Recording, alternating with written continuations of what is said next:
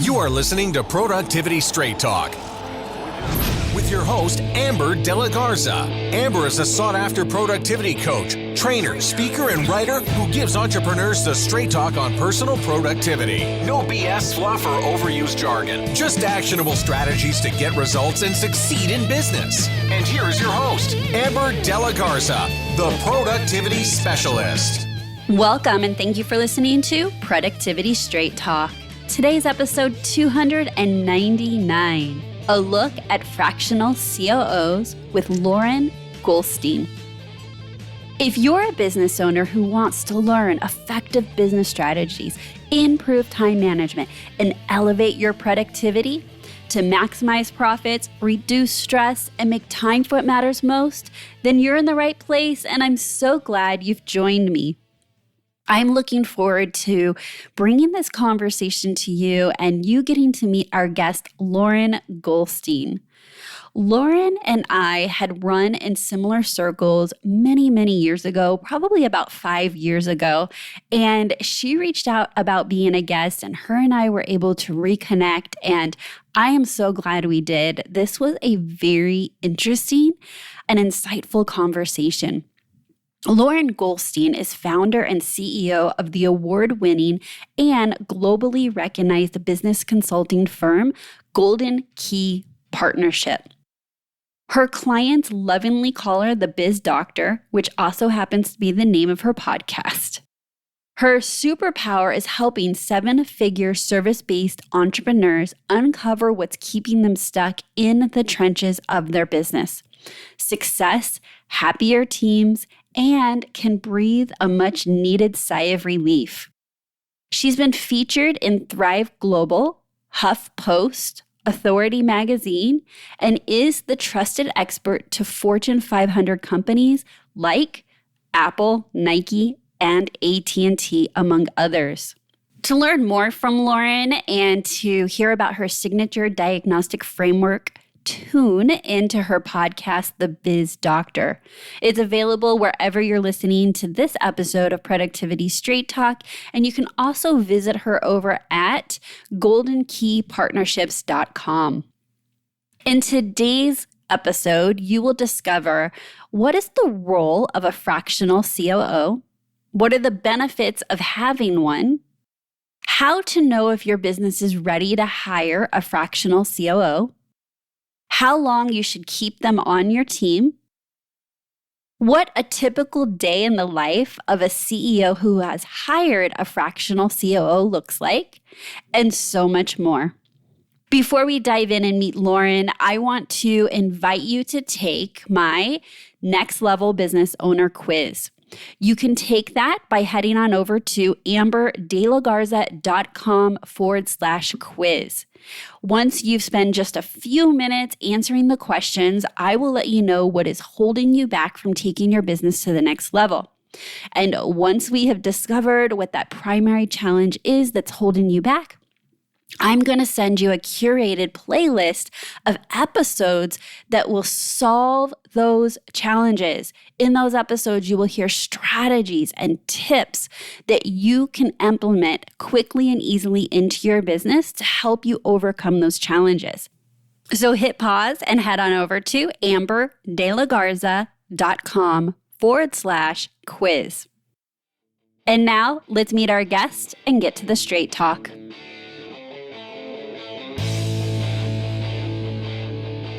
Welcome to Productivity Straight Talk, Lauren. How are you today? I am so great. Thank you so much for having me on the show. I'm really excited for our conversation. You know what? So am I. When I saw your application come through, I was like, oh my gosh, we know each other from a whole nother world. And I saw what you're up to, and I'm like, this is a perfect conversation for the listeners here at Productivity Straight Talk. So let's just dive right in. We got to hear your official bio, but I would love for you to share, how did you get into being a COO? Like, what is that journey to become a fractional COO? Oh, wow. I'm trying to think how far back I should go. So I think I'll tell you the story of how I got into doing what I'm doing, and then eventually how that path led me to fractional COO. So In my former life, I was in the medical field. I worked in pediatric neurology and epilepsy research and was going to be a doctor. And long story short, I got a very brutal wake-up call about how insurance companies dictate patient care instead of doctors. And I just said I didn't want to be part of that machine. And it broke my heart because I had been in the medical field at that time for almost a decade. And I was so sad to leave the tiny humans, but I knew I could make a bigger impact in a different way. And so I felt like a cork in an ocean for a while. I don't know if any of you have ever had a transition point where you're having an identity crisis and you're like, who the heck am I without my job title or path or whatnot? Luckily, I had some really great mentors. And I remember one of them sitting down with me. I was crying in my grits. Like, I think you need to be a consultant. And I looked at him like he had four heads. And I said, Gene, like, what on earth are you talking about? This was 12 years ago, guys, by the way. So this was back when there really were not independent consultants. They were all part of the big four, so the McKinsey, Bain, PricewaterhouseCoopers, etc. So this was pretty weird, to say the least, to go out on this limb. And I said, you're crazy. I don't know why you think that. And he said, listen, some of the most valuable things that have happened in my business have been because I brought somebody from the outside in to give me an unbiased third party's view on the blind spots. He said, and the way that you diagnosed little kids is not that different from diagnosing businesses. And he said, the way that your brain works and solves problems, I think would be really valuable. And so since I know, right? And since I highly respected him, I mean, he's a multi-millionaire, many companies, exits, etc. I said, okay, I'll give it a try. And he really helped me get my footing in those first few years and get over that like 1 to 3 year hump where you're just like, is this ever going to work? I mean, this was back in the day. I don't know how long you've had this business. This was back in the day where if I had an international client, they had to like wire transfer me money. Like we didn't have Stripe. We didn't have so many of the tools that. Yeah. And everyone wasn't working from home and remote work. Right? Yeah. I got into consulting first too when I started my business 13 years ago. So right around the same time. Yep. Yeah. So it was hard, y'all. So I did a lot of failing forward. And I had this operational mind. I don't know if any of you listening are the OCD types where it's like Tetris is your game where you can just see how things connect. That's how my brain works. I'm also a child of the 80s. So maybe, I don't know if Tetris still exists, but it does. It's the only video game I play with my family. Okay, my boys play me all kinds of video games. I was like, if you're getting mom to play, it's Tetris. Okay. So you get me. And, eventually, I actually started working for our family business as a fractional COO. And then I had a couple of other people say, hey, can you come in? We know you're doing really great tactical in the weeds part, but we really need a conductor that can see big picture and details and kind of ride that line. And so it was a very twisted way, but I just kept saying yes. And I'll tell you that, I mean, I'm sure we're going to dive into this, but being a fractional COO is not for the faint of heart. And I think some people probably think they might be or call themselves fractional COOs, but they might not be. Great intro into my first question. So how do you define a COO, Chief Operating Officer? So what is your role in a typical company when you come in? Mm-hmm. So the way that I view a fractional COO, or really any COO, is they're the conductor of the business. They're the second in command. Cameron Held refers to them as two in the box. So they're right up with the CEO.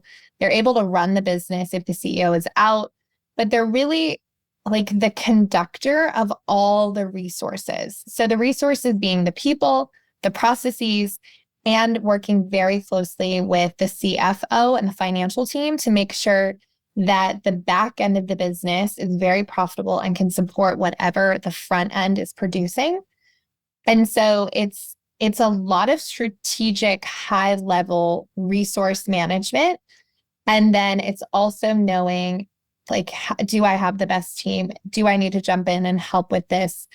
But also there's a huge component of really kind of managing up and helping the CEO stay in his his or her happy place, and block and tackling other things, and then also helping develop them as a leader. Okay.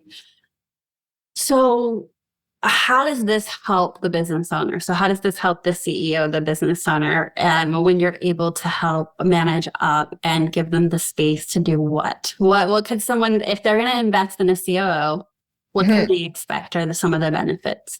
Yes. So my prime directive, if you will, is to get the business owner out from under the business, out of the weeds, shift them from operator to owner, from chief everything officer to actually effective CEO. So when you bring me in, the benefits that you're going to see is you're going to see a bigger ROTI, so return on time invested, because all the, I don't know, for lack of a better word, busy work that you are getting sucked into is now you're going to have like a goalie that's like, nope. But you're also going to have a goalie on the other end protecting your team from, if you are what again, my friend Cameron calls a seagull leader, which is somebody who, is your podcast rated as explicit, or should I get creative? Explicit is fine. Yeah. So a seagull leader is somebody who comes in, shits all over the team, and then flies away. So what this looks like is somebody, because most of the business owners I work with are very creative, which I love, and I want them to be creative. But my job is to protect the team from their creativity tangents. So they come in and they're like, guys, I have this great idea. Let's change everything. Yeah, like a tornado. And I'm like, no, that gets to go in the idea icebox, and maybe we'll approach it in Q1. So there's that. And then also the other part of the seagull leader is from Finding Nemo, when they're like, mine, mine, mine, mine. And so I'm trying to get you to understand your value outside of the doing, because so many business owners, when they start, they're like, especially service-based business owners, which is they are the business, they are the service generally. Yeah, exactly. And so they're like, but if I'm not doing it, like, what's my value? They don't need me. What's my value? And so there's like this existential crisis that happens. Wait, I just got off a group coaching session, and I'm like, you're having an identity crisis, right? And the identity crisis was on the other side of what you're saying. She's like, I think I did something great. My team's amazing, but what do I do? Who am I in the business? And I said, you're having an identity crisis, which is really common when you start transitioning your business to different levels. Yeah. Exactly. So you're going to have like a ride or die that's going to help you through that existential crisis, so you don't accidentally burn down your business because you're bored. You're going to have increased profitability. You're going to have a team that runs like a well-oiled machine. You're going to have operations that are simple, because as your business scales, it should get more simple, not more complicated. And a lot of times we overcomplicate as we're growing, and then forget to simplify as we scale. And then, of course, you get my great analogies and jokes and good sense of humor as well. But I'm sure that is absolutely needed and definitely a bonus. So how would a business owner know? Because based on what you're sharing, I couldn't imagine there's not a business owner listening being like, oh my gosh, I need all of that. Like, oh my gosh, I didn't even know that existed, that there's somebody out there that can, be that role in my business. But honestly, not every business is ready for a COO. So how does a business owner know if they're ready, and what is that season or timing? So it's obviously, I mean, you guys are going to hate me when I say this, but it depends. Because there's so many nuances to business, but there's this really great equation that I use with my clients, which is wealth equals value times leverage. And if you have a lot of money coming in and not a lot of time, that means it's time to create leverage. And leverage is created through people, processes, products, or just getting yourself out of the weeds. And so if you continually are finding yourself getting sucked into firefighting, managing the team, like the business revenue has probably stalled, then it's time to probably have a conversation about getting somebody to operationally come in. Now, you don't need a fractional COO probably until you're in the mid millions. So like at least the 2-ish million or more, or you have a very, very high profitability margin and you have a team of like 10 or more. Again, these are guesses in terms of, well, I mean, Generalities, right? There's always exceptions. Yeah. Exactly. But if you're below that, sometimes a chief of staff can really do wonders for you. They're also great at resource management. You could have a really great project manager or an ops manager or an ops assistant. It just really depends on what your goal is with your business.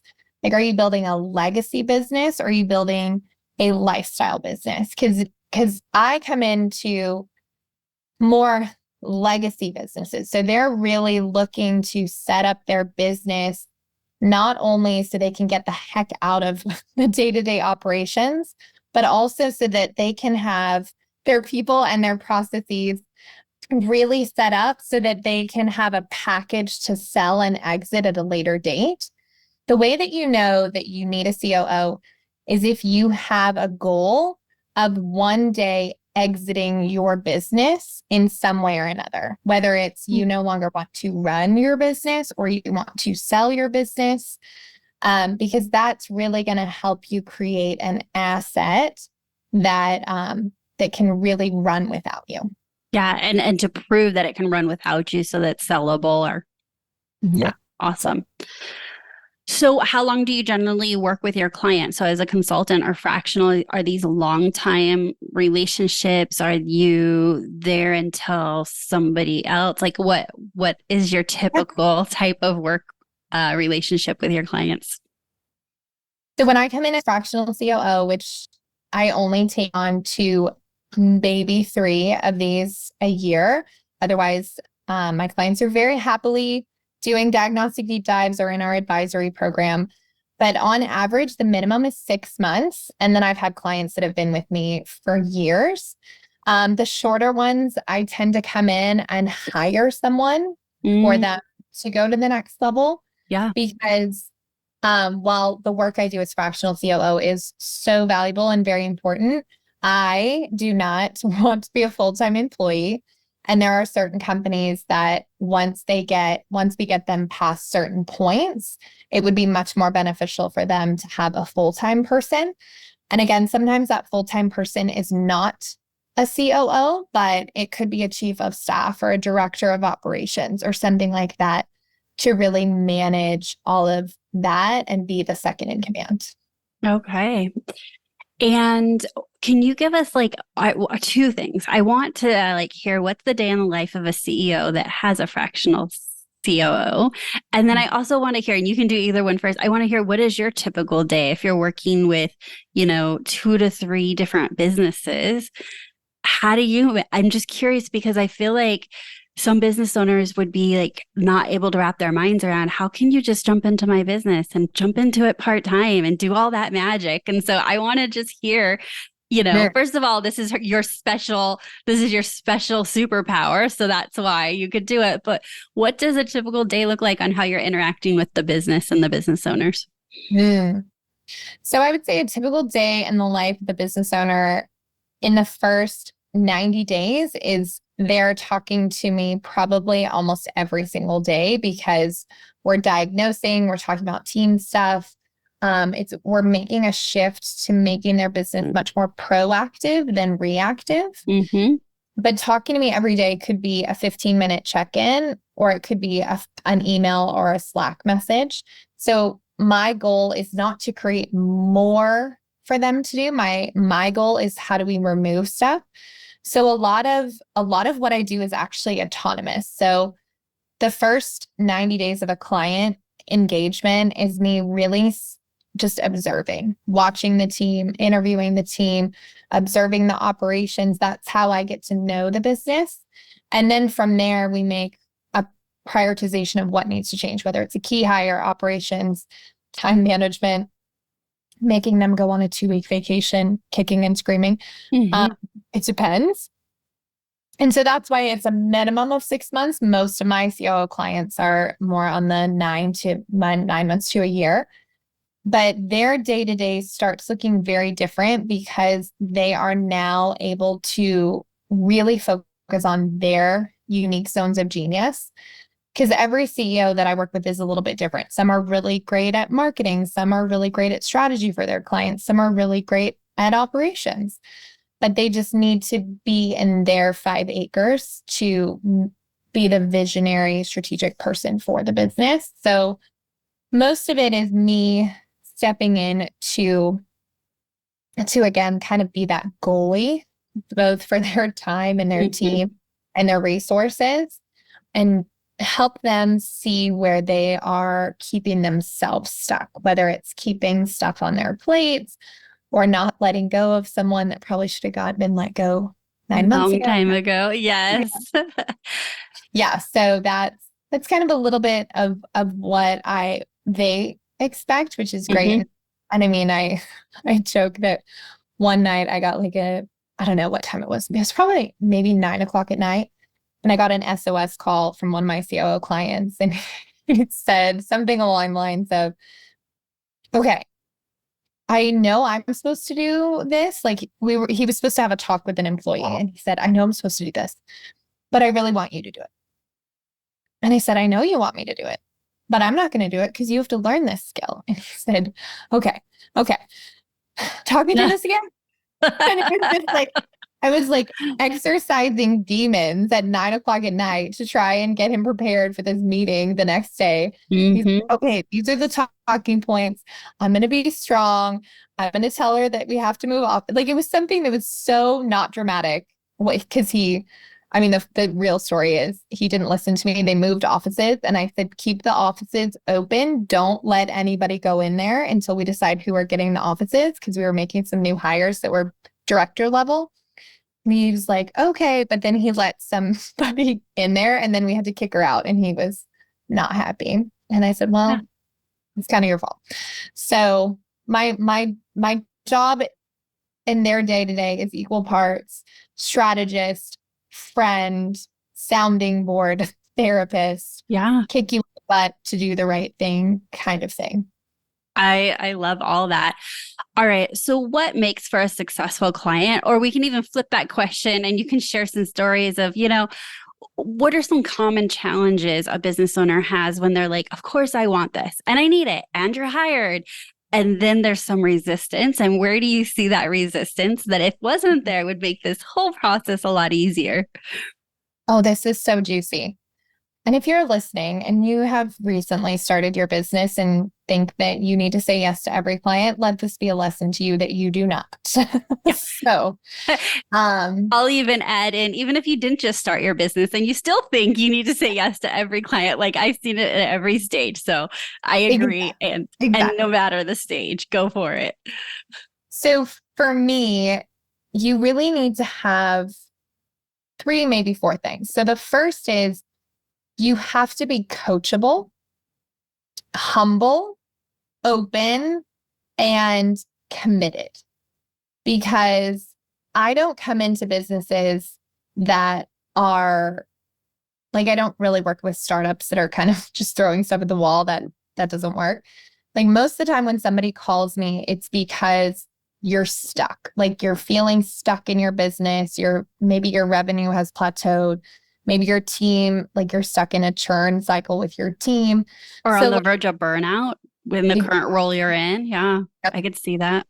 Yep. So the reason I get called in and the reason why my clients nickname me the biz doctor is because I come in and I diagnose what's working and what's not to keep you and eventually what's going to help you get to that sustainable, scalable success.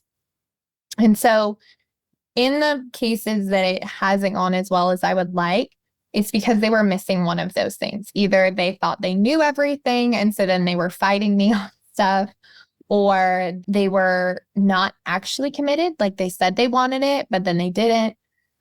So I would say those are the 4 common areas that are a challenge. And I will say that though knowing that, I've gotten very clear, and I actually had a conversation which might trigger you guys, but I'm going to share it anyway. Last week, I got intro to a business. And so one of the first questions that I ask is, what's your profitability margin? Because I don't really give a crap if you have a 7-figure business.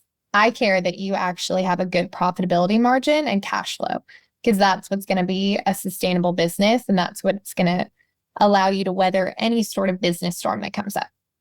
So this particular person said, we're actually in the red. Like, we're not profitable right now, which sometimes happens if you're having step costs, which essentially are you grow your business to the next level and there are certain costs that come with it. So it could happen, but I dug deeper and found out that like they're just hemorrhaging money. So through the course of this conversation, one thing is very clear. She is a full-on seagull leader. She's burning through team, frenetic energy, all the things. And so she's like, this is great. This sounds perfect. Like just what we need. And I said, I got to be really honest with you. Unless you change your mindset, I'm not going to work with you. And I said, and number two, I'm also not willing to put your business in a financially compromising position with my investment until you get some stuff sorted out. Because I'm not in sales and marketing. And if you don't have that nailed down, a proven process that's creating revenue and profitability, I could give you the best operations, the best team. You're still going to be in this like yo-yo situation. Yeah. I don't think she liked that.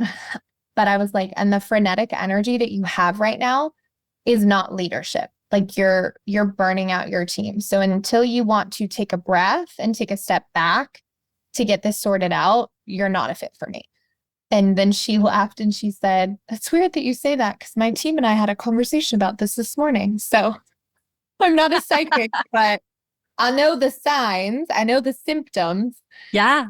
And I can tell you that if you don't have like consistent revenue coming in and a proven product and a proven process, it doesn't have to be perfect. And in fact, it probably won't be. Like having somebody come in and tune up operations or team, like a fractional COO or even a business or a operations manager, chief of staff, they're going to have a really hard time doing their job if you're always struggling to cover the business's bills every month. I agree 100%. And while I don't have those roles as a productivity and time management coach, when I do my discovery calls, if there's not consistent income and they haven't figured out proof of like they can consistently sell their services, or if there's a marketing issue or a sales issue, I am very clear where my lane is. And I know my lane is secondary to that. And they're not used to hearing that on a discovery call. And it's for the same reason. My lane is secondary to that because it doesn't matter what you intend to do with your time. If there's money not in the bank account, it trumps everything. It's like running from fire to fire. And so if you don't have a solid strategy, it's really hard to build that foundation because it keeps getting sabotaged by what will always trump, which is money in the bank to keep the business, surviving, maybe not alive, but like just surviving enough. And I also had to learn that over many years of working with clients that there's definitely one needs to come before the other. Yeah. Yep. All right. So that was really good and juicy about like, when is a business owner ready? Because I think that just like that call you had, they probably thought you were like the magic wand, the little pill, like, oh my gosh, I know what my issues are, but like someone's just going to come in and fix everything. And I don't think that that's a great approach to the relationship that you have with your clients, it sounds like you're looking for a partnership where their strengths are being highlighted, your strengths are being highlighted, but that you're not the fixer of all the things. Yes, I'm definitely not abracadabraing their business or silver bulleting it by any stretch. Like if your business is broken, unfortunately, bringing me in is just going to show you how broken. So if you want to know that, that's great.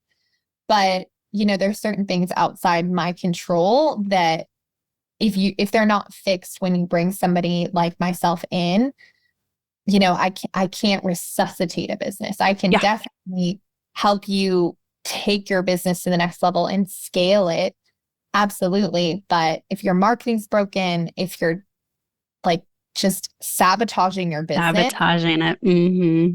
Like I will have a really hard time with that. And I think that there's something really interesting to be said about if you're looking for somebody to save your business, like that's your first clue that you should not probably be hiring or spending any money. You should buckle down and figure out what's wrong in your business, because I'm here to support your business, not save your business. Yeah. Yeah. That's a big differentiator. And I think that when you look at businesses and productivity, like you really want to be clear on where you want to go, because I've seen a lot of business owners spend a lot of money on a lot of different things, including myself, without the direction of like, what do I actually want? And if you don't know what you want, I can help you figure that out, but it's going to make our process slower, because then we're sitting there saying, okay, do you want to be an operator? Do you want to be an owner? Do you want to be a leader? What do you want to do after you exit your business, et cetera? And so having the clarity about what you want, I think is really very helpful in making a good partnership. And the last thing I'll say is, there's a really big jump from average to good and another huge jump from good to great. But the space that I work in with my clients is that 2 millimeter space between great and extraordinary. So you have to have flow in your business to allow for those 2 millimeter tweaks of different levers to actually unlock your business. Okay, excellent. Now, you had referenced that you have other offerings where you go in and diagnose the business. What was that again? What was your offer? Yeah. So that's our diagnostic deep dive, one of my favorites. Okay, I just want to talk a little bit about that. So we know what COO is. So what is your diagnostic deep dive? Like, what are you looking for? What does a business owner experience, and how do they know that that's something that they would need? So this is the way that one of my clients explained it. He's like, you put my business in an MRI machine and you're like, there's the cancer. He's actually the one that gave me the nickname, the Biz Doctor. So while that is graphic, that is a little bit true. So when I come in and do a diagnostic deep dive, I have a very holistic approach, because I believe your business is basically like a body. It's a living, breathing thing that will tell you exactly what's going on if you know what to look for. So we look at 3 different areas. We look at your people, your processes, and your profits. So we look, do you have the right team for you? Is a very important caveat, because a lot of people build teams because they think they should have certain people on their team, versus do you have a synergistic and complementary team? So do you have the right team for you? Do you have gaps? What does that look like? Also leadership. Then looking at processes, do you have the right processes and operational structure to create leverage and scalability for your team and your business? And then I'm not a CFO, financial planner, any of those things, but the pieces of profitability that I look at are, do you have concentrated risks in your business? Do you have revenue cliffs in your business? And what are the major parts of your business that are leaking team, time, and revenue? And so from that, you get basically red flags, what's not working, green flags, what's working. So the red flags we got to address, the green flags we get to do more of, and then yellow flags that if not addressed will turn red, if addressed will generally turn green. And so during an R&R, which is a results and recommendation session, I go through all the red flags and give, the top 3 to 4 levers, that 2 millimeter lever that we can pull over the next 6 months, 90 days, 6 months, whatever the term is, to make the biggest difference. And if you, like, from that, when we have the priorities, then we have the plan. And a lot of people either step into the COO container, well, not a lot, 2 to 3, but then most other people step into our advisory program, which is designed to help support you and your team as you implement those things as an advisor and partner. And, or in our basic support, which is what my clients lovingly called second in command on demand. I'm not really on demand, but they thought it was cute. Yeah. And so great. that way I can be the sounding board to help you work through those things. Because the diagnostic, whether you worked with me or not, is designed for you to have a very clear picture of where anything in your business or yourself or your team are creating bottlenecks or areas that are going to unfortunately inhibit you from having that scalability and sustainability. And so that's why I don't really work with startups. I don't work with a lot of solopreneurs, because it's gonna show you things that you're gonna need people to help you with. So if you don't have a team, it's just gonna create more work for you, which is not what my directive is. Right. Okay. And then so the advisory is so that there's a sense of accountability, I'm assuming, and that when they get stuck, if they heard it one way during the R&R, they can be like, okay, this is what we did. It didn't turn out exactly as planned. So how do we shift from here? But that they're in they're in the doing, them and their team are in the doing of executing this plan. Yep. They're in the doing, because the time when I do the doing is during fractional COO work. In advisory, though, that's really when the shift from being a reactive firefighting whack-a-mole business to a proactive, strategic, thoughtful, scalable, sustainable business happens. So there's the equal parts of like, how do you become a better leader? How do you proactively start creating these rhythms for your business? So we do quarterly planning, monthly planning. We talk about your one thing so you can focus in. I know in productivity, you love that. So yeah. It's really all about simplifying and keeping you up out of the weeds. Because a lot of times I see business owners yo-yo, where they're like, I'm out. And then they like go and do their stuff. And then all of a sudden they're like, oh no, they need me, which is not true. They just think they need to be needed. So then they go put their feet, ew, that'd be gross, their hands back in the pie. And then I just have to pull them back out and go, no, go back to your farm. You'll be fine. Go fertilize your 5 acres, and the team will continue doing what they do. Excellent.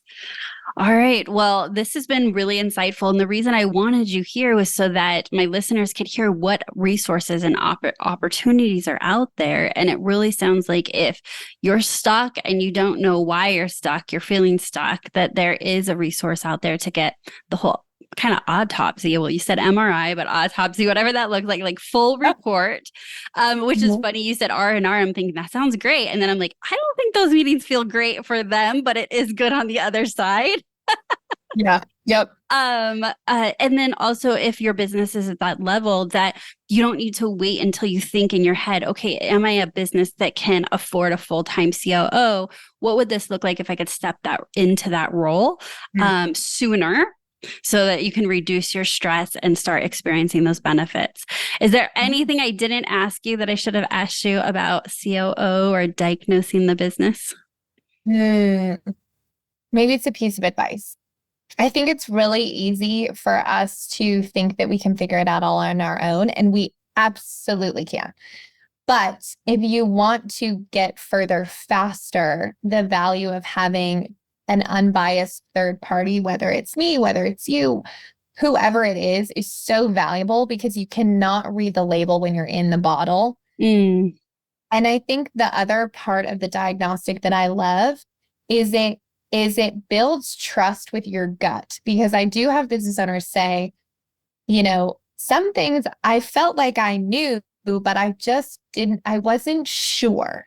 And so it's a way to reinforce that you probably might know what's going on with your business, but it's still really impactful to have somebody who isn't emotionally invested confirm that suspicion, or actually say, oh, actually, here's the root cause. And then so you can go treat the root instead of trying to duct tape things together. So I would highly recommend, whether it's me, whether it's someone else, just really, if you're wanting to know where your business is at, go find that third party to help you understand and plan. Oh, that's such great advice. And, the whole root cause, before you said that word, as I was listening, I was hearing, when, just like if you were sick, like you can't see past or experiencing the symptoms. And then you rattle the symptoms, but what does all those symptoms together mean? A doctor can be like, okay, here's the root cause. So just to keep taking your analogy, that's also what I do with my clients is to say, I know you're telling me this symptom is the worst feeling symptom you have. But if we actually don't look at that right now and look over here and fix this, that symptom's going to go away. Because they're not even seeing it as a symptom. They don't call it that when they come to you or I. They're saying, oh my gosh, this thing needs to be fixed. And then just from an outside perspective and seeing this over and over as you and I have, we can say that's clearly a symptom of this thing over here. Put all your time, energy, attention into this. And then the rippling effect is these symptoms start going away. So just to take your analogy all the way through, I agree 100%. I love that. I do want to say really quick, one symptom that is a bit of a misnomer is revenue. So a lot of people come to me and talk about revenue. Revenue is a lagging metric. So if you're trying to figure out what's wrong with your business based on revenue, you might be in trouble because it tells a story, but it doesn't tell the whole story. So look at what creates the revenue, and then you might be onto something. Love that. All right. So if our listeners want to find out more about you and your services, how do they reach out and connect? Yeah. So the first place actually where you can hear more of my voice since I'm already in your ears is my podcast, The Biz Doctor, available on all platforms. And then I have some really great resources like our scorecard on my website, goldenkeypartnership.com. You can also learn more about the diagnostic and the advisory there. And I do hang out on social media. I'm a geriatric millennial, so I'm not on there all the time. But if you want to reach out, I'm also there and on LinkedIn. Oh, awesome. We'll make sure we link out to everything in the show notes. Thank you so much for having this conversation with me and being here today. Yes. Thank you so much for having me. This was so fun. Absolutely. Thank you so much for tuning into Productivity Straight Talk. And I sure hope you found my conversation with Lauren to be insightful. And I want to give you some words of encouragement that even if your business isn't currently at the level to hire a fractional COO, there is support out there for you, and it can come in various ways. And I think the goal is still very similar in that I believe that we do need someone that can help us pick our head up and ask questions and to challenge us and to invite us to see our business a bit differently than we see it when we're in it every single day. And I think that Lauren really expressed how her role in different companies does that. But I'll also say, in addition to that, so does a business coach.